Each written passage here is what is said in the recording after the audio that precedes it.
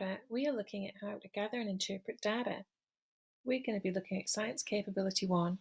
How is air used to make a wind turbine work? That is going to be the focus of our observations.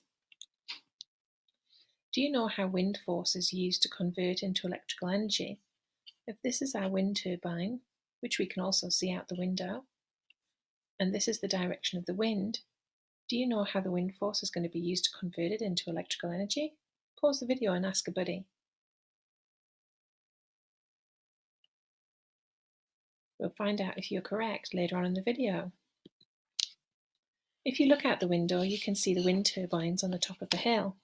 On top of each wind turbine is a wind vane, and this little device here helps focus where the blades are going to be and helps decide which way the wind is going to help the wind turbine, because the wind turbine needs to move to get into position.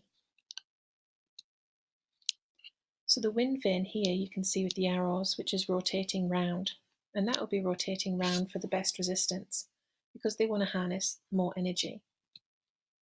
The blades rotate for best access to air resistance. We've come across air resistance before in our workshops. Do you remember? That's right, yes.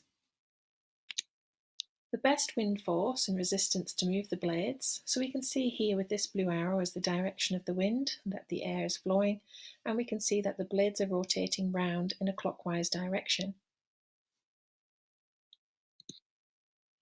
So they can produce energy with very light winds from as little as 11 kilometers per hour, which is illustrated here. And when the wind force gets too strong, the blades are placed in a feathered position. So this is when the blades are placed in this position. So 90 kilometers per hour or more would be too strong for the wind turbines to harness that energy. So you may have wondered to yourself when you look out the window and you see the wind turbines and they're perfectly still, but the wind is blowing really strongly outside. Now you know why. Here's an internal of a wind turbine which shows the low speed shaft, which is here, and it spins at the same speed as the blades, and it's held in place by the hub.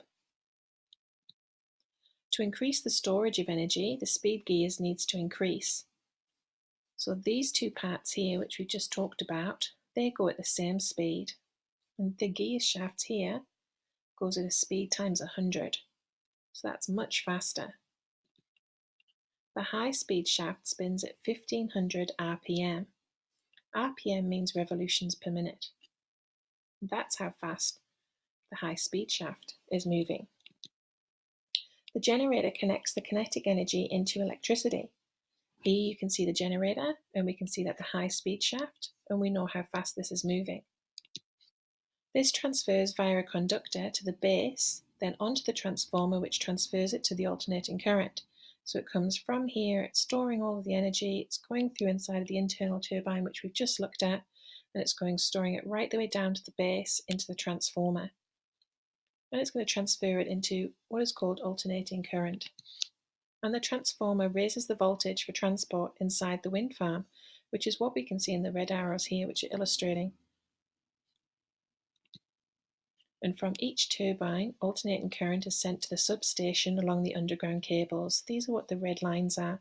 It's showing how the transfer of energy is being moved through the wind turbines and out into storage.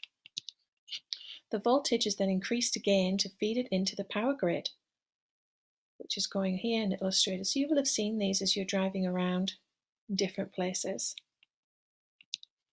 And that is how we use wind power to feed energy into our schools and our homes and our cities.